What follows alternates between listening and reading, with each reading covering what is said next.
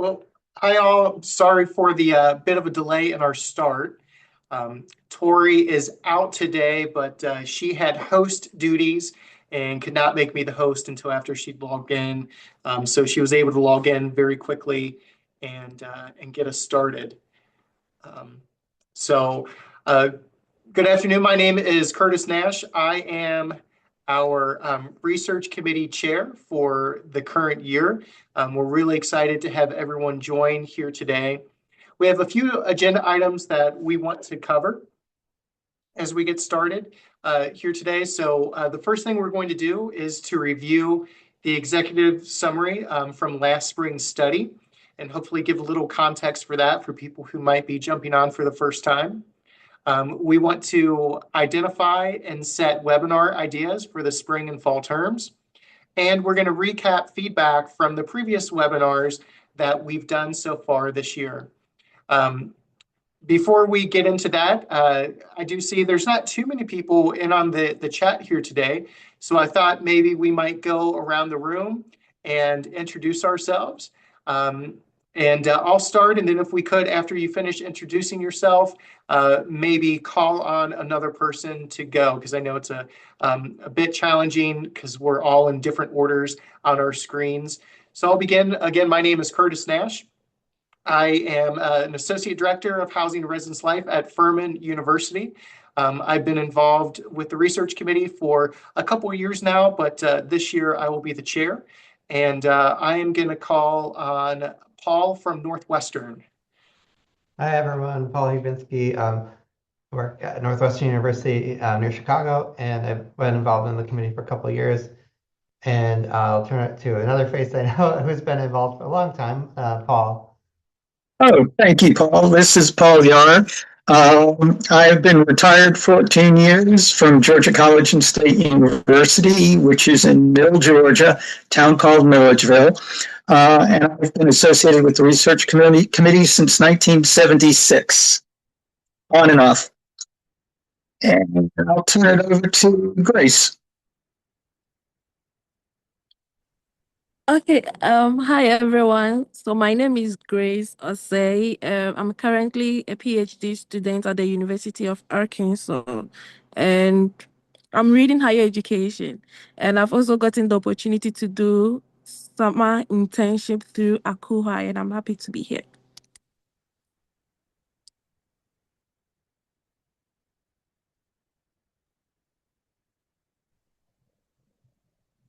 All right, maybe Kelly Ann. Hello. I just got on while someone was talking. Oh, that's okay. Maybe introduce yourself and where you're currently working. Oh yeah, absolutely. My name is Kellyanne Mungwana. I'm a senior area director at the University of Miami. Oh, go Canes. Yeah, thank you. All right, and maybe we'll just go round robin. So if you haven't yet introduced yourself, please, share your name and where you're coming from. I can jump in next. Hi everyone, my name is Yuanzhou. I am currently serving as the Director of Residential Living at Sul Ross State University, which is in small town in West Texas called Alpine, Texas. Nice to see y'all. Hello everyone, my name is Zanet Malan. I serve as a strategic advisor at Kansas State University. It's my first time attending this meeting for the committee. Excited to get started. Hello everyone, my name is Hind Shahlan and I'm a researcher at Compass Housing at the University of Waterloo. I'm also involved with this association, but it's my first time to attend the meeting. So yeah, so excited to be involved as well. Thank you. Eric Sorensen. I'm Associate Director of Residence Life at Washington State University. I've been in the background of this committee for many years, helped out where I can, but I haven't been able to make committee meetings, so I was able to make today. So I'm super excited to see everybody. Happy to be here.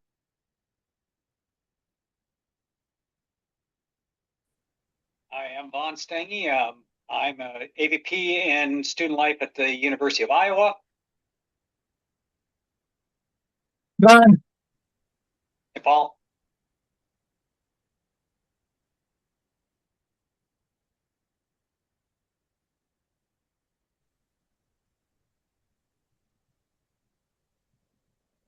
Well, I'll go ahead and move us forward. I know there may be a few people who may not have been able to introduce themselves, but I appreciate you all so much for being here today. And we received some feedback to review our start times that we have for these meetings.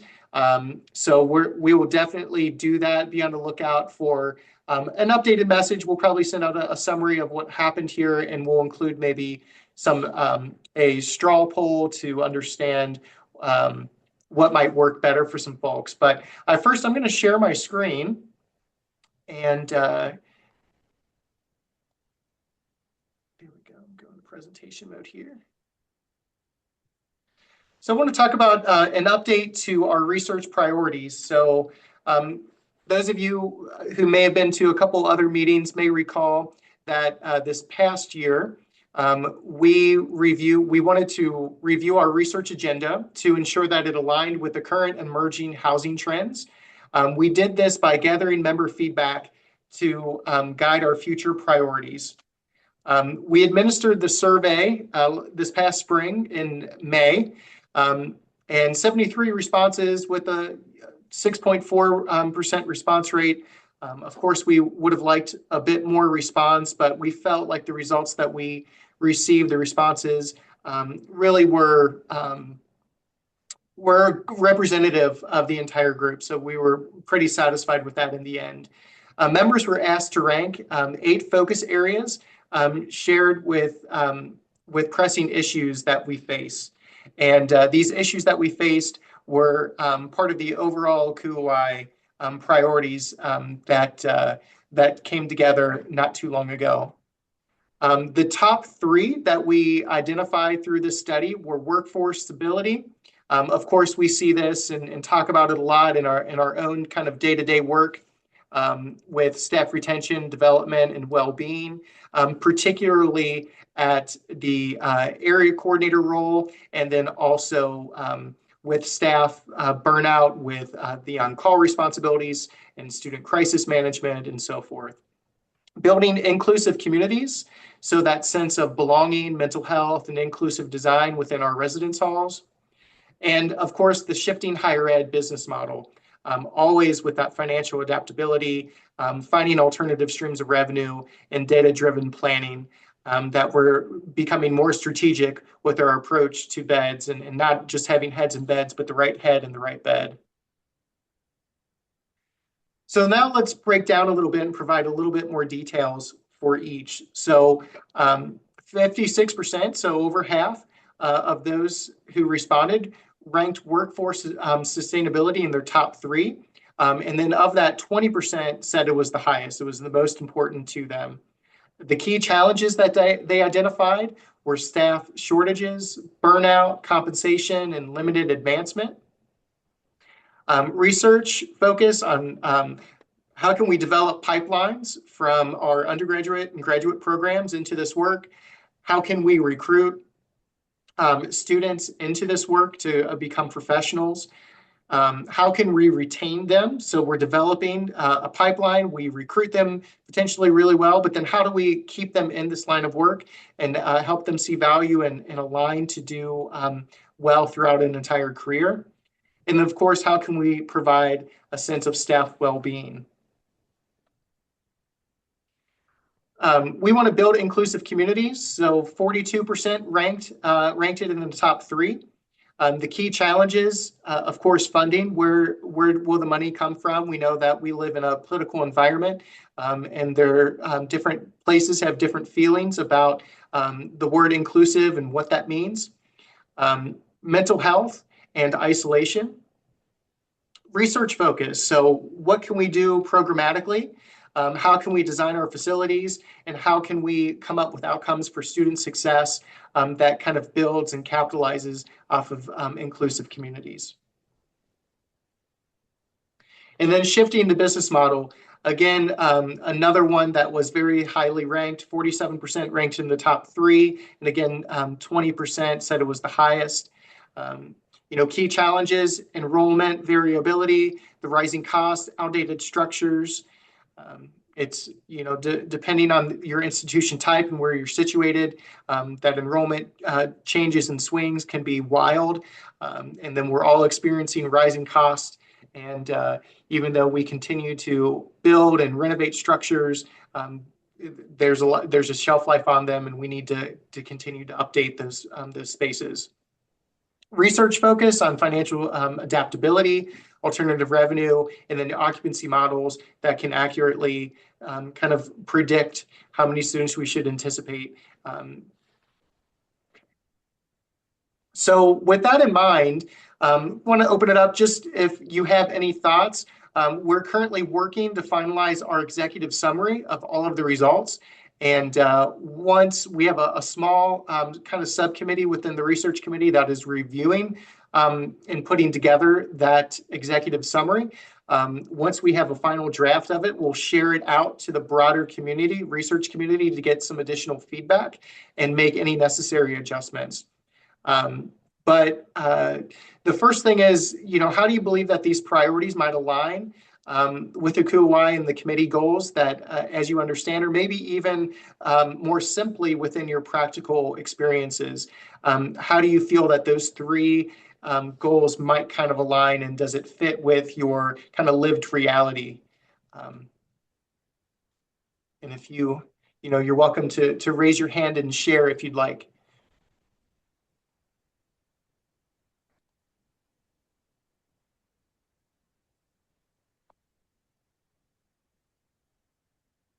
Are there any gaps or new trends that you think? Oh, Eric, I'm sorry.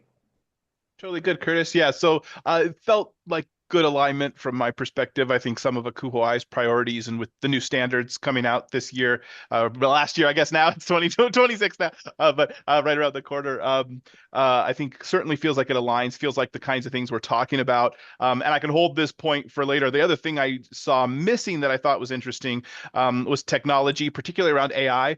And I know we're still early in those days, but technology is moving so quickly that we're behind already. And so thinking about some of those pieces might be another thing to add. But I thought the things that came up are exactly the things we're thinking about on our campus. So I wonder if AI might fit into some of that financial adaptability, that it potentially can make us more efficient at our work. So, that could be the more efficient we are, potentially the less human hours that we need to facilitate the work that we do, which is kind of scary on one hand to think about the replacement of folks. Vaughn. Yeah, I thought we saw that. I saw the results last year when this came out. It seemed like it's in alignment. The only question that I have is probably based on the political climate that we have out there, to using the term inclusive communities is going to if people want to do research on that area, it's going to be harder for them to get it approved through their IRB or things like that. I wonder if we consider welcoming communities versus inclusive communities as another option that would soften it in a way that because I think when you get into the bullet points of it, it's not, it's inclusive, widespread inclusive, but the word itself sometimes will knock people out of it. That's a really good point, and I think we can definitely make a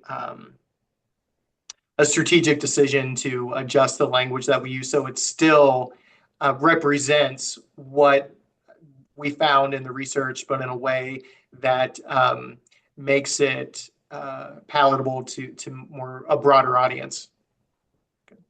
Joanne? Hi. I don't know. I think what struck me was, we talked about like the staff retention, but I think for me, I don't know if it's a new trend or if it's just now that's where I'm at, of being at a rural institutions where the candidate pool is looking slimmer and slimmer for us at least, and we don't require, I'm used to working with like post-grad from higher ed programs and things like that. So I realized I was super spoiled. And coming to a rural institutions where, I don't have a lot of those folks, right? And so that gap between I know it's a generation gap too, but just, what would it look like to hire entry-level staff who doesn't have any background in student affairs, and you feel like you're training them, like you're training an RA, but they are professional staff. And so I don't know if it will have more and more of those folks trying to come into a field, and what that training has to shift, a little bit, right? Or what does that mean with folks who doesn't have, the sort of background or direct background like what I'm used to. So Yeah, That's a Johan, I think real that's a yeah, sorry, Curtis. I was gonna say I think great point, and we're seeing a lot of the same things. The other thing that we're seeing as part of that, a lot more internal applicants, like a lot of our RAs are applying to our professional position, and there's good things about that, and there's challenges about that. And we're also still seeing a wide gap. So I'm still getting master's level people, and I'm getting someone who's never done a residence life job. And so how do we train both at the same time? Super great point. wonderful feedback, y'all. Greatly appreciated. And I think that that's something we can take back to that kind of subcommittee to chew on a bit. I did want to touch on, so we've had two webinars. I guess it would be, we had one at the very end of 25 and then the beginning of 26. The first one, we reached out to award winners of the who won the kind of dissertation of the year. And they kind of gave us their perspective on what that process was like. They talked about their dissertation experience, what it was like to win the award, the process for doing that, and so forth. And then we also had earlier this year some people who were very familiar with the CHI data and talked about how they could use the data, how they use the data, where we can find it, practical applications, and so forth. And I want to go over some of the feedback that we received, and then we'll springboard that into talking about webinars that we'd like to develop for the 2026 year. One of the goals that we have is to develop a webinar for March, April, and May, and then September, October, and November to get those underway. And we want to do topics that you all think people would find meaningful and valuable. So first, let me share some of the feedback that we've received.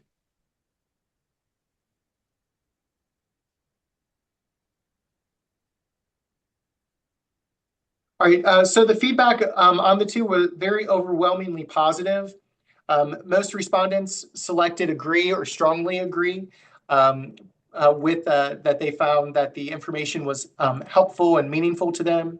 Participants expressed appreciation for the session, and the topic viewed was relevant and important to their ongoing campus work.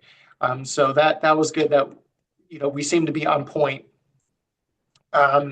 Some data, the importance of larger context, especially related to CHI data. So we needed to do a better job of explaining kind of the broader context about what is the purpose of the webinar, how will those specific webinars meet that context.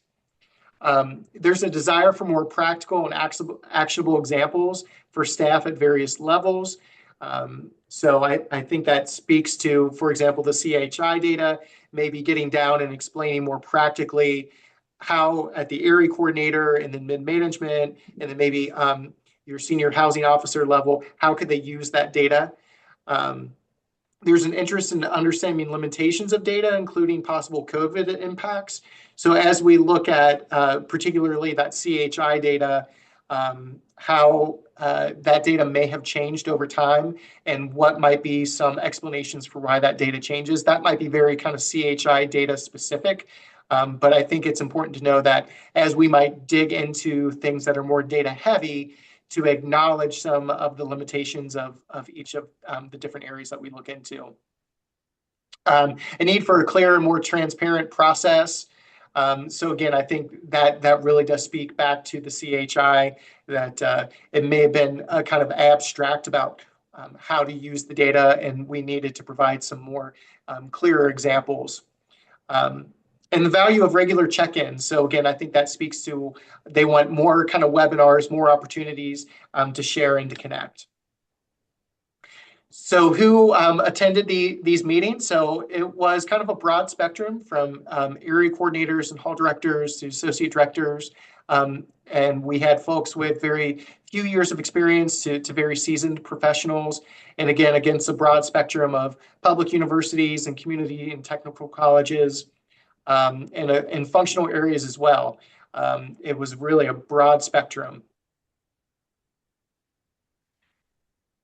So with that in mind, are there any kind of webinar ideas that folks would really like to see the research committee try to tackle? And probably one of the things that we'll like to do is to try to really solidify a list. And if any of those ideas speak to people, I would be very happy to partner with those individuals and help kind of take the lead on setting these webinars up. So that would include kind of identifying who the panelist would be, inviting them to participate, and kind of coming up with a loose agenda for what we would cover during those times.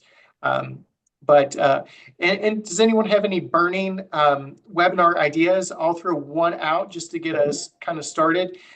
There was a lot of feedback, not necessarily on the report, but some word of mouth conversations that I've had with people that they want to do more around the dissertation process. But I'll just throw that out as one thing and see if others might have an idea. So please chime in.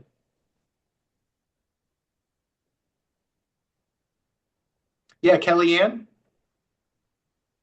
I was thinking, I mean, to really bring it down to the basics, a department really functions well when they have like the data person that they go to, but then when that data person or assessment person leaves, it leaves the department kind of like a big gap. So breaking it down, a more general webinar about like a one-stop shop of how to, bring together the assessments that you're seeing, a lot of what you were talking about, like the limitations in the data and kind of, one-stop shop for the person who doesn't speak, breathe, live data, I think could be helpful. I know a lot of hall directors are typically very like initiative forward and ambitious in that way of like trying to understand their communities.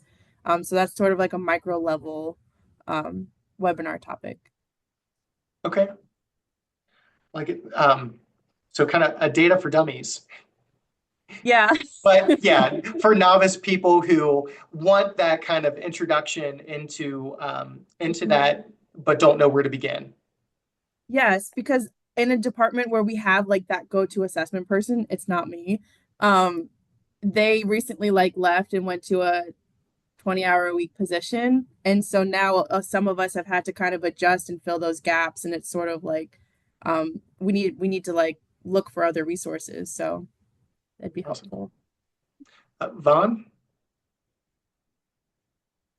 Yeah, I was thinking maybe there's something we could do a webinar about working with your IRB, because I think it's hard for people to go through the best way to be able to not have it take a long time where you have to go back and forth with IRB and things like that. I know that not every institution's IRB processes are the same, but if we can come up with the commonalities and platform for having them navigate through an IRB process might be helpful.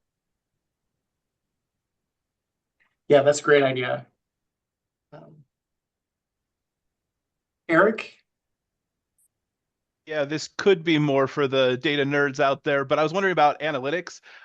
It's so impactful to our work. So thinking about what our institutions are doing with predictive modeling, are there any great examples in housing and residence life of people using predictive modeling or analytics? I think there would be interest, and we could either take it at a level of for people who are really excited about data, really digging in, or it could be more simplistic of what should you know about it, this sort of amorphous thing that we know happens behind the scenes, but what is actually happening and how can it help you? How can you contribute to it at your institution? Something like that could be interesting.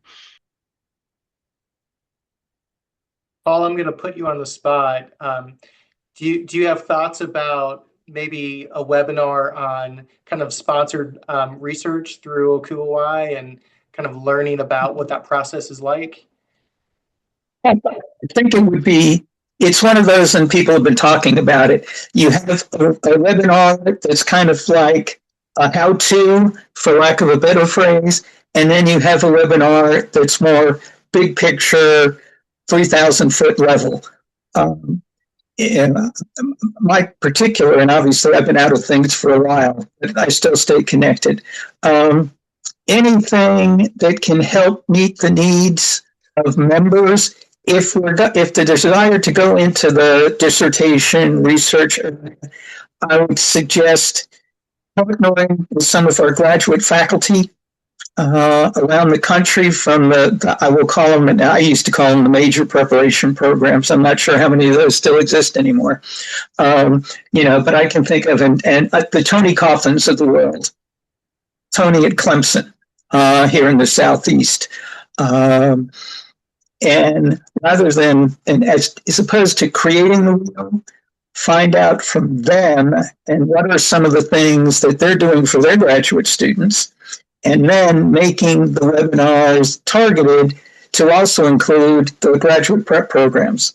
As if a faculty wants to offer the opportunity for some of their grad students, whether they're first year, doctoral or master's, or in dissertation stage. The thing I say is, we're not in this alone, and it's bigger. It's all over. I mean, when we start talking about analytics and Nakubo, Nakis, there are a number of other fellow professional colleagues across the venue. And I think it might be worth doing some exploration. And it may be, that's our domain, leave us alone. But I don't think that's the case. And that would be a suggestion as a possibility. That's good. Eric again.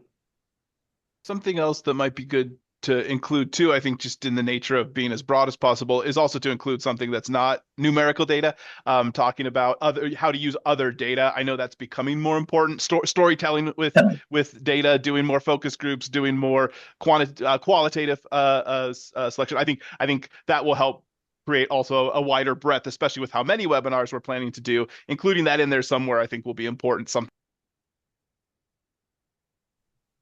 Excellent. Any other ideas?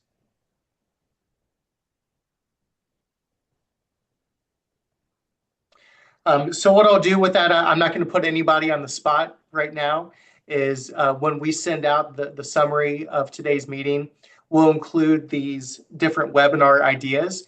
And if the mood speaks to you and you'd like to help facilitate one of these along with me, so again, that would be reaching out to panelists, coming up with kind of the agenda and talking points and so forth. I'd be very glad to have your assistance. The only other thing on today's agenda, and actually it didn't make it on the agenda, is we are without a chair-elect for 2027. So if you have any interest, please maybe stay on after this meeting, after others have left, and I can take down some information from you, get you connected with Tori, and we can go through that process with you. Last year, of course, I was chair-elect. Before that, I had done some of the sponsored research opportunities and had come to meetings every now and then, but was not consistent in my attendance at those. So you can definitely, if you are relatively new, you can still get very involved and involved very fast. If you are motivated and eager to do so, you can certainly do that. So I know we're ending early. The agenda was a bit light. Some of that is Tori had some other beef that she was going to include in the evaluation of the webinars, but unfortunately she couldn't be here today. So we'll go ahead and end, and we will send out a kind of a summary of everything that happened. And again, if you want to get involved in those webinars, please respond to that message. And additionally, if you have any interest or maybe questions about what it's like to be chair-elect, I'd be very happy to meet with you as we sign off here. So have a good afternoon, everybody. Likewise.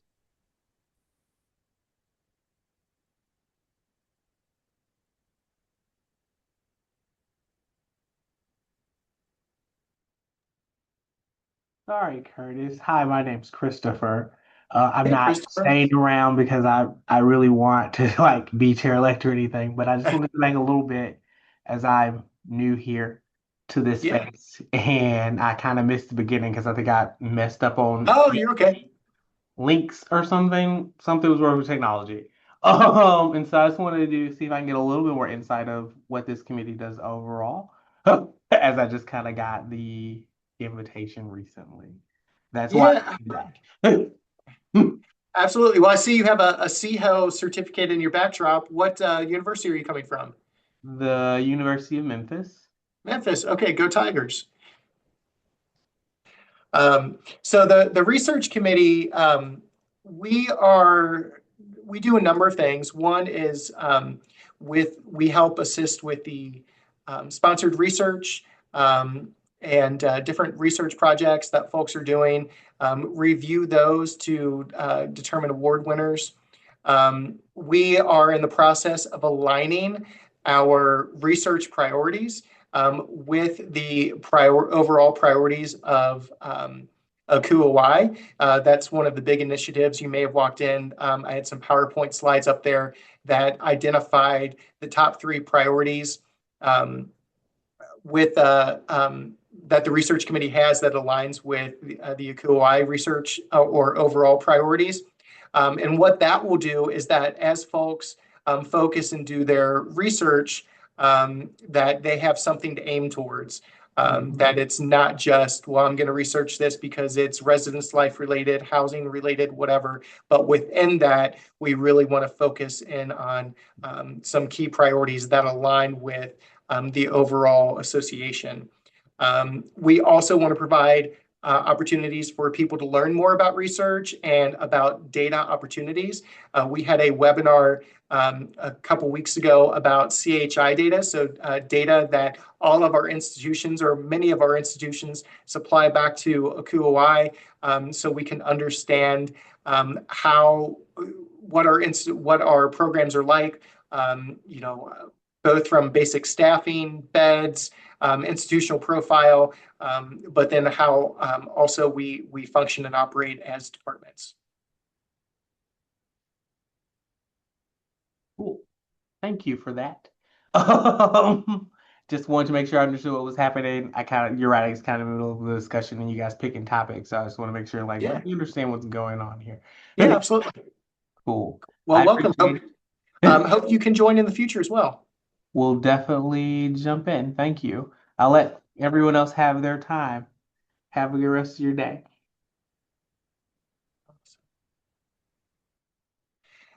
So the others, I imagine you may be holding on to learn about kind of co-chair. So of course, the co-chair role is really just kind of a training ground to learn and understand what the chair does. So you're ready to take that mantle up in 2027. So last year as chair-elect, I would sit and participate in meetings with Tori Nagash, who is the ACUHO-I manager. She's a full-time professional within the association and is kind of our liaison to the association.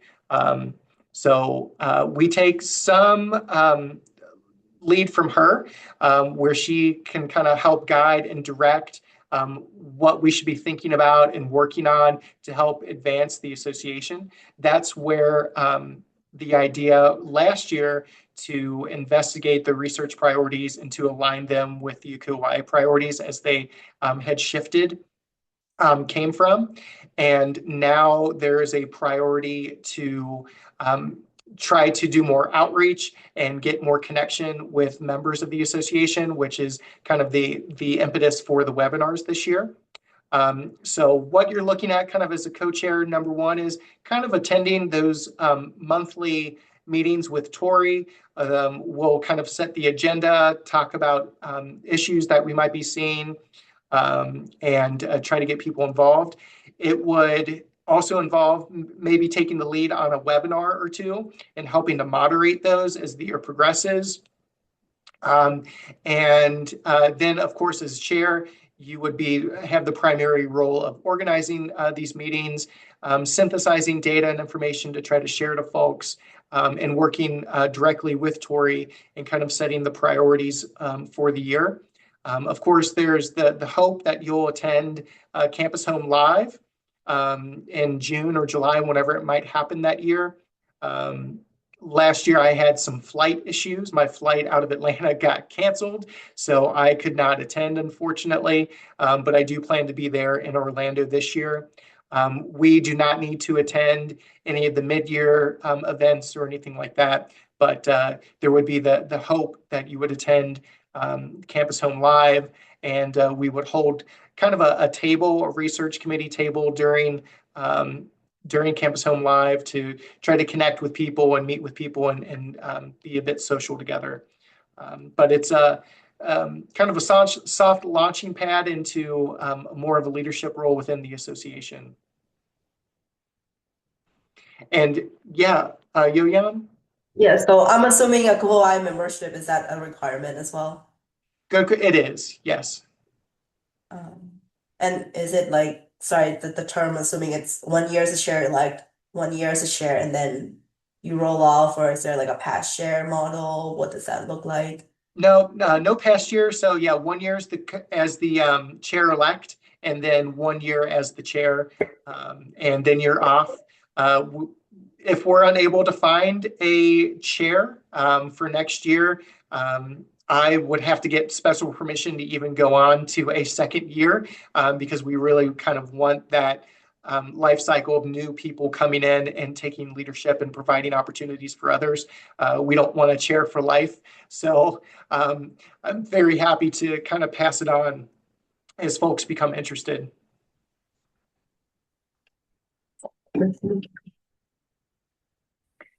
If you are interested, you can either reply to that message that I sent you with the invitation to this, and I can loop Tori in and we can get the application materials to you.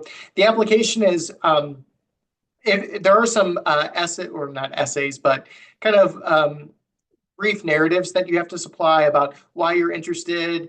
I believe one of the questions might be, how does it connect with your professional goals and professional experiences, that sort of thing. I think you've got to give a little bio about yourself.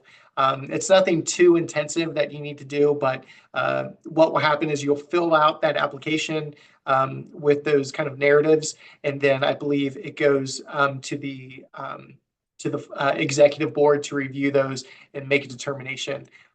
But if you're thoughtful, you'll certainly be highly considered.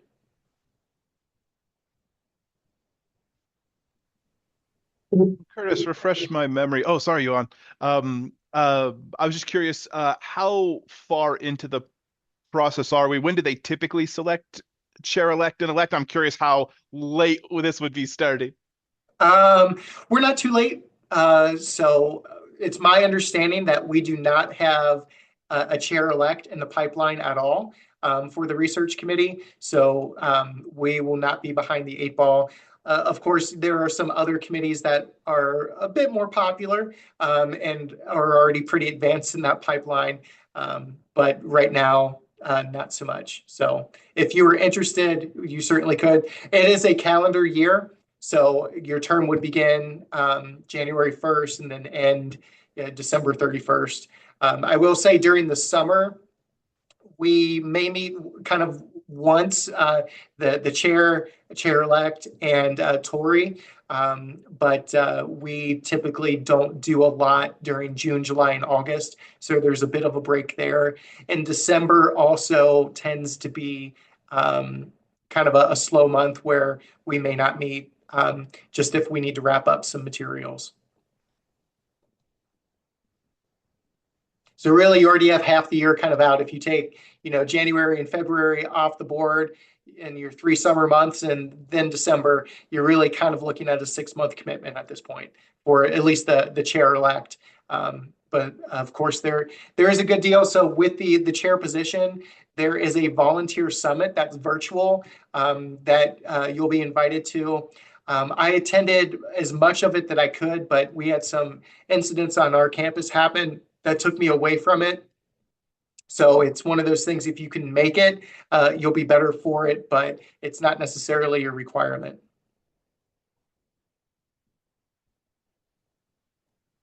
Paul, anything that you might add? I think you're muted. There you go. No, I think I'm unmuted. I guess the thing I would share to the colleagues on the remaining on our call is Tori Nagash, who's the I guess manager of research, I think is her technical title. And Tori's been with ACUHO-I, I think about 5 years now. She is instrumental in terms of providing guidance, providing backup. She has a broad knowledge not only of research component of ACUHO-I, but for those of you who don't know much, Eric probably, I'm looking at folks other than Curtis, probably knows more about the ACUHO structure and the operation than I think some of our younger members here. But the executive board is kind of the focus, and the central office staff. And when I say central office staff, that's kind of a misnomer, because in my day and age, we had a central office physically. And those 18 to 20 colleagues are in Columbus, Ohio, next to the campus of Ohio State now. But at this point, ACUHO does have a building. Last I heard, we're trying to divest ourselves of that building, but it's a virtual world now. So the fact that I'm not close to Ohio and where I need to be able to go to the central office for things, those days are long gone. That's my world. And it's a good opportunity for younger professionals and professionals that are interested to express some interest and learn. And I will share, once you express an interest, the organization, the Big O, takes note. And if you choose to maintain your interest, there will be opportunities that will be afforded to you. Now, once again, you need to balance that with your position that pays your rent. But I would encourage anybody to explore the opportunity. Submit an application, and then see where it goes. And obviously check with your people at your own home campus and make sure that the structure will support you. And that doesn't specifically mean money, but that's always nice. But in terms of the time that you would be devoting. So there I will shut up and turn it back to the group. And Zanette has her hand up. Thank you for that, Paul. I agree with you. I just wanted to add on that the association does take note. If you are willing to be involved and you put up your hand for something, they find a spot for you. I think they're really amazing with that. They're very personable with that. I just wanted to add that if anyone missed the volunteer summit, it was recorded. I think there was really good content that was shared. If you want to know more about the strategic vision and mission of the association. But the question I actually had, Curtis, is if there is any form of documentation or overview of what the research committee does, and then in addition to that, does the research committee have any research outputs that's required during the year? I say this as the Gen chair, and I know we don't have any overview of what our committee does. It's mostly verbal and get involved, and you'll see what we do. But I was just interested to learn a bit more. Yeah, so in terms of outputs, research outputs, we don't. There are some things that we do, and we set an agenda at the beginning of every year, and we try to do those things. So this year, the webinars continue with the sponsored research, those sorts of things. But in terms of kind of a research output, we don't necessarily have those. Now, if we want to develop those, I think that's maybe where some of the advantages of this committee comes from, that we can work with Tori and come up with priorities and agenda for the year. And then it's up to us to meet those. So as long as they align with ACUHO-I and what the charge is of the committee, we can certainly do that. Now, in terms of kind of an outline of what the committee is, I will get with Tori to see if there's anything formally written, because I've not had anything shared with me. It's kind of one of those things I've just learned from experience and being part of the committee. But I do think there's extreme value in having something formally written that we could pass on from year to year. So if there's not something, I think that sounds like a great priority of the research committee to tackle this year. That would be great. That's thank you for the response. I'm also interested to hear if there's any form of database of what research is being done by members in the association. I mean, I think we get great outputs at Campus Home Live, where we see what the work that a lot of people do, but I'm often not surprised, but intrigued at we're sort of research or evidence-based practice. It's the practice at Campus Home Life is more sharing best practices instead of researching what evidence do we have to support our decision making. So I'm just wondering if it will be of value if we can collect that and whatever research members of the association is busy with, just so you can see where you can add on to or share more evidence or data with them. Or if people have great data sets, we might have great researchers in the association that can help you make sense of that and even publish. I agree. Paul, did you have something to add? Well, I would just share for everybody on with us still on the call. To Zanette's question, in terms of research, history of research and things, ACUHO-I has archives. The physical archives are at Ohio State University. And those archives include everything, well, I say everything in quotes, going back to the 1950s. And there used to be is the operative phrase, on the website, information that would tie back to previous sponsored research summaries, endorsed research, and at one point the research committee reached out to the regions. Okay, and I'm not sure how many regions we have anymore, to determine, one, did they have a research committee? If so, connect a representative with this group and find out what are some of the hot topics research that's coming out of each of the regions, whether it's ACUHO, UMR, CHO, Northeast ACUHO, and to help get a sense of what's being produced and kind of connect people, kind of be a gatekeeper. I'll leave it at that.